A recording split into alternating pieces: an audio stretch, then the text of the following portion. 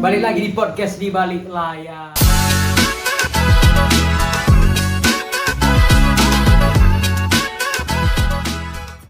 That's why I never go through with leaving you. Everybody's Aduh, malam kios ini kayak sepi kali ya. Gimana ya caranya?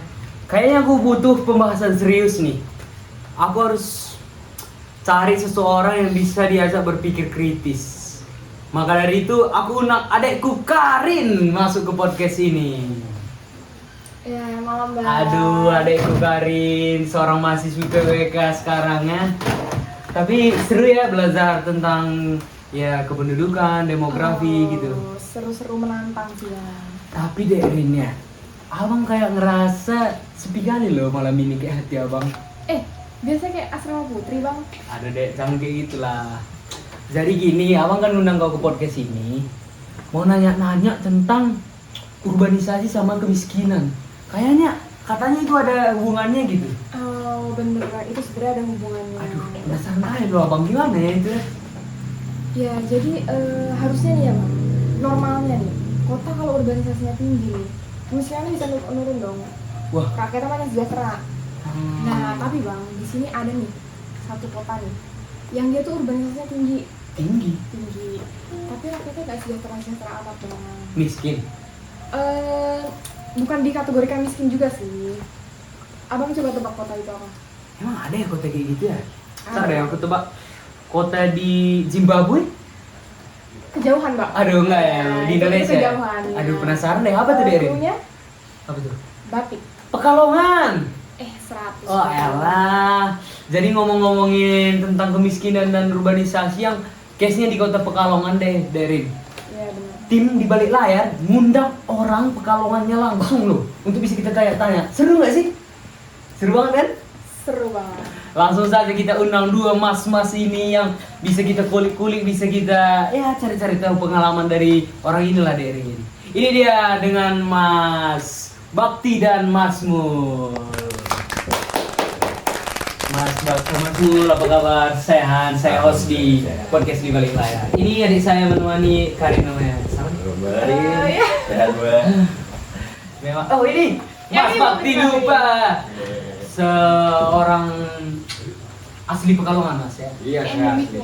Endemi Pekalongan. Mungkin aku mulai tanya-tanya dari Mas Bakti sendiri. Kira-kira nih Mas, kami kan dengar-dengar berita gitu ya. Katanya kota Pekalongan itu dan banyak orang mengatakan bahwa kota Pekalongan itu sendiri rakyatnya tidak bekerja di Pekalongan itu sendiri. Itu benar atau gimana? Mas? Atau ada orang menghoaxkan hal itu aja?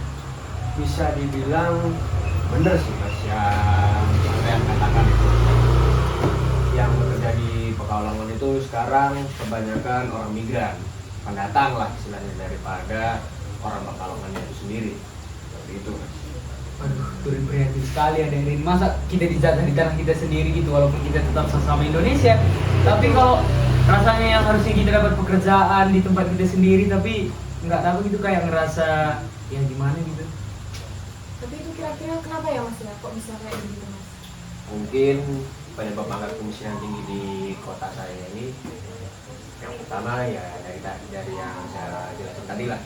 Mungkin dari migran yang ngambil istilahnya lapangan pekerjaan buat orang-orang lokal seperti saya ini. Saya aja nyari kerjaan aja susah, padahal saya orang lokal gitu. Lalu dari pendidikan juga bisa sih mas, kayak rata-rata anak-anak muda yang umur 18, 19, 20 itu kan nggak semuanya tamat SMK, mungkin dari tamat SD doang, tamat SD aja. Iya, saya turut prihatin sih Mas ya, karena kan kita tahu kota Pekalongan itu gimana ya Dek Rin? Kota batik, pasti Iya, itu industrinya gede banget. Masa sih nggak ada orang yang itu kan kalau orang ngantar kain batiknya ke sini, ngantar batiknya ke sana itu kan nggak butuh pendidikan gitu. Masa itu pun diambil oleh orang yang bukan orang lokal gitu, kayak prihatin sekali. Sama kami dengar-dengar itu angka kemiskinannya naik hampir sampai 10% Mas. Itu benar atau gimana? Bener sih mas tuh mas. Waduh, ini udah parah banget sih ya Rina. Ya, nah ini kalau misalnya kita ngomong soal data nih, mungkin tadi masnya katanya ngundang narasumber lain nih. nggak kalah Aduh, kece-nya. ini nggak kalah. Udah ada di depan kita langsung nih, Mas Mul. Mungkin dari dia, dari pendapat dia, apakah ada sesuatu yang mau lebih wahyu gitu bisa kita Cerita kulik-kulik? Mungkin bisa dijelaskan, Mas Mul?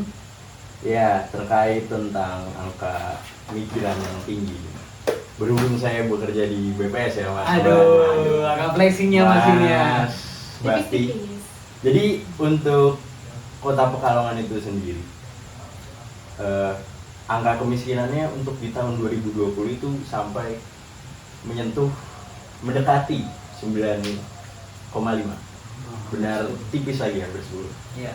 Nah, di data tersebut juga tersedia, Mas Mbak. Kalau total migran yang masuk di tahun 2020 tersebut itu mendekati angka 3.000. Jadi sangat tinggi, dan itu tentu saja salah satu faktor mengapa di tahun 2020 tersebut tingkat kemiskinannya hampir menyentuh 10%. Wow. Oke. Terus follow up nih Mas. Kira-kira kalau di Pekalongan ini pembangunannya ini gimana Mas?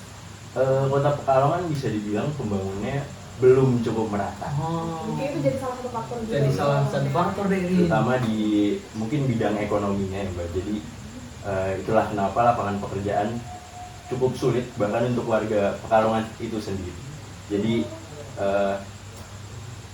karena sulitnya lapangan pekerjaan itu, terus tingginya tingkat migran yang masuk, itu juga menyebabkan angka kemiskinan hampir 10%. Sama persaingan ketat banget Mas ya. Betul. Dengan industri sebanyak itu, kira-kira ada nggak sih Derin yang mau dikulik lagi?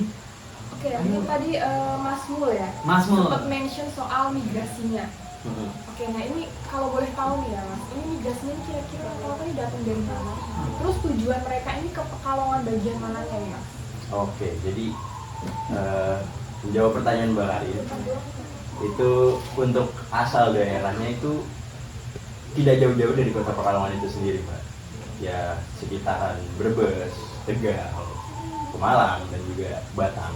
Seperti saya juga asalnya Batam. Oh, Masnya bukan orang asli Pekalongan. Tetangganya. Salah satu pelaku nih Mas Waduh, nih. jangan, maaf ya Mas Bakti ya. Tidak aman kok Mas ya. Dan untuk kecamatan yang paling banyak menerima migran masuk itu ada di Pekalongan Barat, Mbak. Hampir 900 jumlah migran masuk. Oh, benar ya Mas Bakti ya, Pekalongan Barat itu banyak industri sih di sana ya. Bener, banyak tuh yang masuk dari luar Pekalongan di daerah situ, Mas. Waduh, kira-kira apa ya penyebab faktornya? Pasti orang BPS tahu nggak sih Derin? Boleh, Kita boleh. kulik lagi nih. Gimana nih Mas? Jadi ada beberapa faktor utama untuk menyebabkan tingginya migran masuk ke Kota Pekalongan itu. Apa itu? Yang pertama itu ada dari sektor ekonomi, Mas. Jadi mungkin orang-orang tahu kalau Kota Pekalongan itu kota industri batik. Jadi mereka berharap dari daerah sekitarnya yang belum memiliki pekerjaan untuk merantau ke Kota Pekalongan itu berharap untuk mendapatkan pekerjaan yang lebih layak. Jadi mereka berpikir bahwa mereka bisa mendapatkan kehidupan yang lebih menyenangkan di Kota Pekalongan. Menyenangkan. Dan selanjutnya itu juga ada faktor dari komunitas-komunitas asal luar daerah Pekalongan. Komunitas. Betul. Jadi misalkan ada komunitas Brebes nih. Komunitas Brebes. Betul. Jadi misalkan mudik nih, Hmm. mudik ke asal Brebesnya, terus pas mau balik lagi ke Pekalongan itu mereka bawa teman atau saudara. Menawarkan pekerjaan. Betul, Mas. Oh, jadi tanpa mungkin dia tidak memikirkan orang lokal di situ ya Mas ya. Terakhir banget nih Mas, ada titipan dari Ed Porter Gunung Lawu. Dia bilang harapan atau solusi dari masalah ini sendiri. Ini kan kita udah dapat masalah ya Derin. Pasti dong harus ada solusi. Mungkin kita dengar dari orang Pekalongannya langsung kali ya. Dia mau seperti apa? Dia ada permintaan kan? Harapannya ya. Harapannya biar melalui podcast di balik layar ini nanti kita sampaikan. Baik, harapan dari saya ya sebagai orang lokal, mungkin dari pemerintahnya sendiri bisa memberikan semacam program ataupun seperti kebijakan berupa suntikan dana lah untuk UMKM lokal supaya berkembang lebih cepat dan juga berkembang lebih besar. Karena nanti kalau UMKM-nya berkembang, otomatis lapangan pekerjaan juga semakin banyak. Membutuhkan karyawan lebih banyak, jadi ngambil orang lokal ya Mas ya. Itu dari Mas Bakti sendiri ya, Ya. harapannya. Mungkin bisa kita tahu apakah dari Mas Mul ada tanggapan, apakah pro, apakah kontra, kita nggak tahu. Apakah dia akan memiliki solusi yang lebih bagus dari Mas Bakti? Mungkin dari Mas Mul sendiri bisa dijabarin pendapatnya. Baik, tentu saja pemerintah itu memiliki peran yang sangat penting dalam upaya untuk menekan angka kemiskinan di Kota Pekalongan ini. Benar yang diucapkan oleh Mas Bakti, bisa berupa dukungan kepada UMKM agar terciptanya lapangan kerja yang lebih luas. Jadi masyarakat Pekalongan itu sendiri tidak merasa tersingkirkan gitu oleh pendatang dari luar. Nah, oleh karena itu pemerintah yang punya wewenang dan juga kewajiban untuk mengurus Kota Pekalongan itu, mereka harus mengambil tindakan agar tingkat kemiskinan Kota Pekalongan tidak meningkat dan bisa ditekan ke angka yang jauh lebih kecil.